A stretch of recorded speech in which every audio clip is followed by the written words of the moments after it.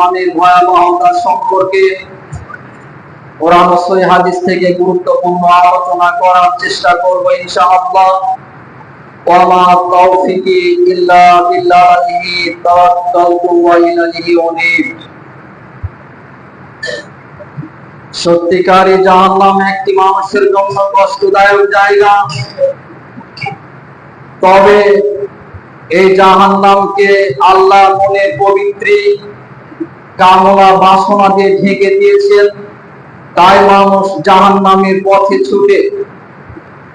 এই মর্মে আবু হুরায়রা রাদিয়াল্লাহু আনহু বলেন, রাসূল সাল্লাল্লাহু আলাইহি ওয়াসাল্লাম বলেছেন, উযিবাতিন নারু বিশাহাওয়াত, জাহান্নামকে মনের পবিত্র এবং কামনা বাসনা দ্বারা ঢেকে রাখা হয়েছে। ওয়া হুজিবাতিল জান্নাতু বিল মাকারি, আর জান্নাতকে দুঃখ কষ্ট নিয়ম নীতি দ্বারা ঢেকে রাখা হয়েছে। অর্থ হাদিসের মর্ম হলো যে মানুষ মনের পবিত্র অনুযায়ী যদি চলতে চায় তাহলে সে জাহান্নামের পথ ধরে চলছে। আর যদি মানুষ মনের পবিত্র চাহিদাকে দমন করে খুব কষ্ট করে ধৈর্য ধারণ করে ন্যায় নীতির অবলম্বন করে তাহলে ও জান্নাতের পথ অবলম্বন করছে। ইবনে মাসউদ রাদিয়াল্লাহু আনহু বলেন, রাসূল সাল্লাল্লাহু আলাইহি ওয়াসাল্লাম বলেছেন, ইউতাবি জাহান্নামা ইয়াওমাইযিন লাহা সাবউনা আলফা জিমাম, কিয়ামতের দিন জাহান্নামকে এমন অবস্থায় নিয়ে আসা হবে যে তার ৭০,০০০ লাগাম হবে। মা কুল্লি জিমামিন সাবউনা আলফা মালিকিয়া জুরুনাহা, প্রত্যেকটি লাগামের সাথে আরো ৭০,০০০ ফেরেশতা লাগাম ধরে টেনে হিঁচড়ে জাহান্নামকে বিচারের মাঠে নিয়ে আসা হবে। মহান আল্লাহ সূরা আল ফজরের 23 নম্বর আয়াতে এভাবে বলেছেন, ওয়াজিয়া ইয়াওমাইযিন বিজাহান্নামা ইয়াওমাইযিন ইয়াতাযাক্কারুল ইনসানু আন্না লাহুল যিকর, তোমরা সেই দিনকে স্মরণ করো, তোমরা সেই দিনকে স্মরণ করো যেদিন জাহান্নামকে টেনে হেঁচড়ে মানুষের সামনে নিয়ে আসা হবে।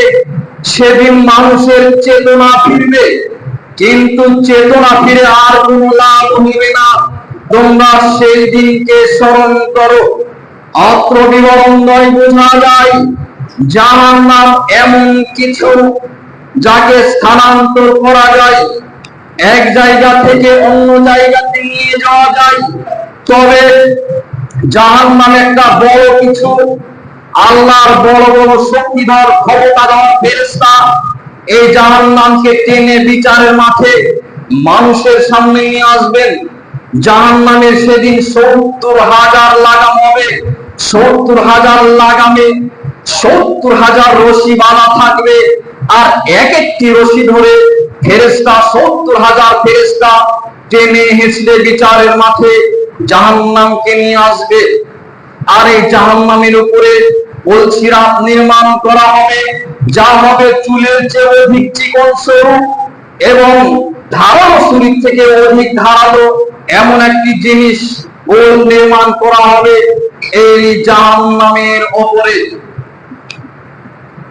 আবু সাঈদ খুদরী রাদিয়াল্লাহু আনহু বলেন, রাসূল সাল্লাল্লাহু আলাইহি ওয়াসাল্লাম বলেছেন, আল্লাহ তাআলা ডাক দিয়ে বলবেন, হে আদম।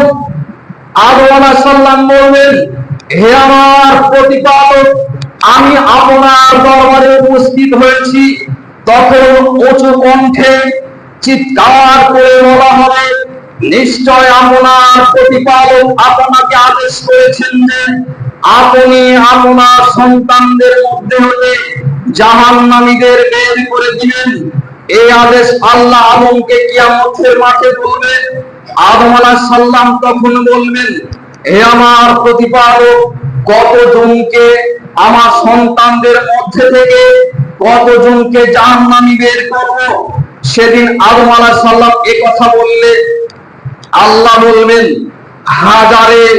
1999 জন লোক, 1999 জন আদম সন্তান। হে আদম, তুমি তোমার সন্তানকে 1999 জনকে বের করে দাও। এই সময় ভয়াবহ পরিস্থিতিতে সেদিন গর্ভবতী মহিলারা গর্ভপাত করবে, শিশুরা বৃদ্ধ হয়ে যাবে, মানুষ নেশাগ্রস্ত, নেশা খেলে পান করলে যেমন অবস্থা হয়, ঠিক মানুষের অবস্থা এই ভয়াবহ আযাব দেখে মানুষের অবস্থা এইরূপ হবে। কিন্তু তারা সেদিন নেশাগ্রস্ত হননি, নেশা পান করেননি। আল্লাহর ভয়াবহ আযাব দেখে এইরকম মানুষের অবস্থা হবে। তখন